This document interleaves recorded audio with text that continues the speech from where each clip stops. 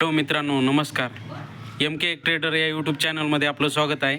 तर आपण 17 मार्च म्हणजे सोमवारी निफ्टीचं काही लेवल बघूया आणि ग्लोबल मार्केटमध्ये सध्या काय चालू आहे ते पण बघूया आपण.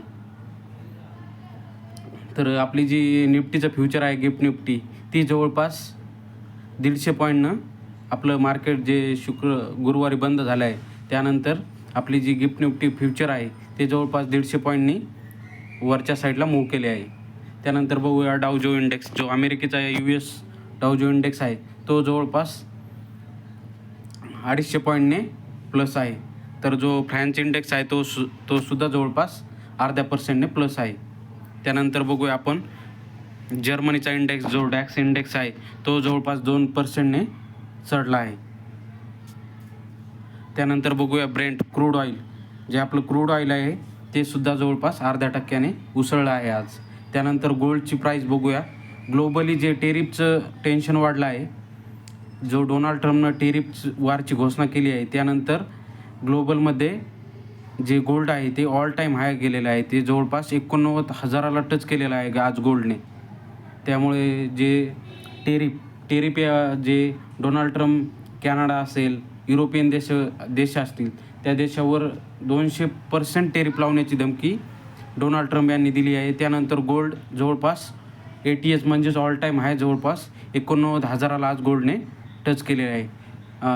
तज्ज्ञ म्हणत आहेत की गोल्ड येत्या 1 ते 2 महिन्यात 1 लाखाला टच करू शकते. बघूया काय होतं आहे तर.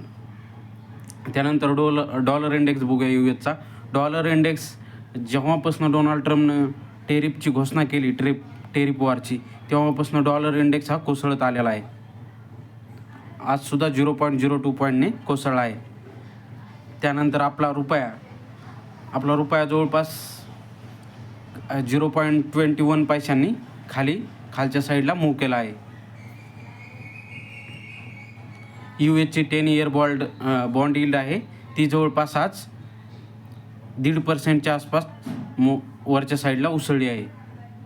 त्यानंतर इंडियन जी 10 इयर बॉन्ड यील्ड आहे ती जवळपास स्टेडी आहे 6.75च्या जवळपास, त्याच जागेवर जवळपास फक्त 0.01ने खालीवरी चालू आहे ती. त्यानंतर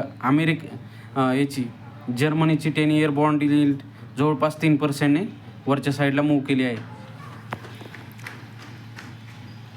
त्यानंतर UKची जी 10 इयर बॉन्ड यील्ड आहे ती सुद्धा जवळपास 2.25% वाढली आहे.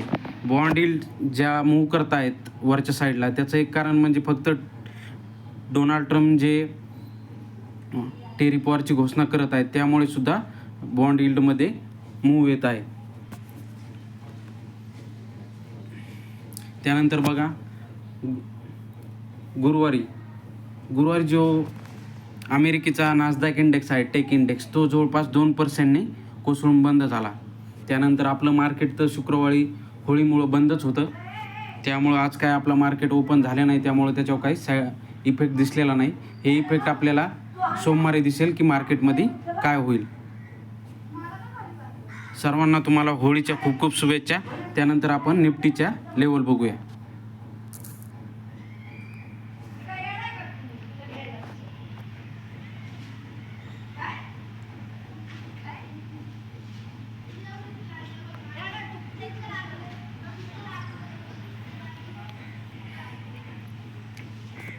बघू शकता आपण निफ्टी जवळपास इथं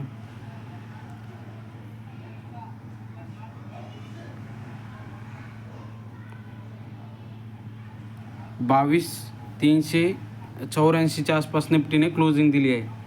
22,384च्या आसपास. त्यानंतर निफ्टीमध्ये सपोर्ट नंबर 1 राहील निफ्टीला 22,300 हा निफ्टीचा इम्पॉर्टंट सपोर्ट आहे. ते जर सपोर्ट निफ्टीने ब्रेक केला तर 22,100 ही निफ्टीची नेक्स्ट लेवल असू शकते. तर लक्षात ठेवा, सपोर्ट नंबर 1 राहील 22,300.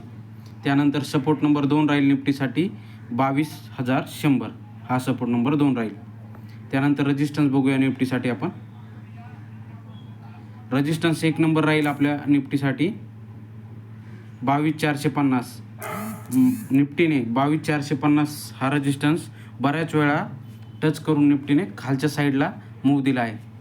त्यामुळे 450 आणि 500 हा जी झोन लेवल आहे ती निफ्टीसाठी इम्पॉर्टंट राहील. जेव्हा निफ्टी 550 22,550 ही लेवल ब्रेक करेल त्यानंतरच निफ्टीमध्ये वरच्या साईडला म्हणजेच 22,800कडे मूव्ह करू शकते. तर रेजिस्टन्स नंबर 1 राहील 22,450, त्यानंतर 22,550. 22,550 हा जो रेजिस्टन्स आहे तो इम्पॉर्टंट आहे. तो जर निफ्टीने एकदा ब्रेक केला तर 22,800कडे मूव्ह देऊ शकतो. त्यानंतर बघूया आपण जो US जे व्हाईट हाऊस आहे तिथून एक स्टेटमेंट आलेला आहे की इंडिया जो त्यांच्या जे अमेरिकन अल्कोहोल किंवा अमेरिकन जी दारू आहे त्यावर जवळपास 150% टेरिफ लावत आहे. त्यानंतर ॲग्रिकल्चर जे प्रोडक्ट आहेत ते सुद्धा अमेरिकेचे जे ॲग्रिकल्चर प्रोडक्ट इंडियामध्ये इम्पोर्ट केले जातात त्यावर इंडिया आहे तो जवळपास 100% टेरिफ लावतो. हे स्टेटमेंट व्हाईट हाऊसहून आलेलं आहे. आता ते आपल्याला कळेल की 2 एप्रिलला इंडियावर मेटल इंडेक्स असेल, ॲग्रिकल्चर असेल आणि फार्मा आणि ॲटो सेक्टर ह्या 2-3 सेक्टरवर US 2 एप्रिलला आपल्यावर किती % टेरिफ लागतं आहे हे बघूया आपण. त्यानंतर जो अमेरिकेचे जे डोनाल्ड ट्रम्प आहेत प्रेसिडेंट त्यांनी पुन्हा युरोपियन देशांनासुद्धा धमकी दिली आहे की आम्ही येत्या काही दिवसात जर आमच्या विजेवरचा टेरिफ जर युरोपियन देशांनी कमी केला नाही तर आम्ही त्यांच्यावरसुद्धा 200% टेरिफ आकारण्यात येऊ शकतो काही दिवसात. टेरिफ वार हे आता ग्लोबली मोठं टेन्शन झालेलं आहे. युएसने स्वतःच त्याच्या पायावर दगड हाणून घेतलेला आहे. जेव्हापासून टेरिफ हा वार सुरू केलेला आहे डोनाल्ड ट्रम्पने तेव्हापासून जवळपास USचे जे डॉलर इंडेक्स असेल, डाऊजो इंडेक्स असेल, नासडॅक इंडेक्स असेल ते जवळपास 6-7% एका मंथमध्ये पडले आहेत. टेरिफ वारचा या परिणाम स्वतः अमेरिकेलाच भोगायला अमेरिका तयार झालेली आहे. बघूया काय होते नंतर.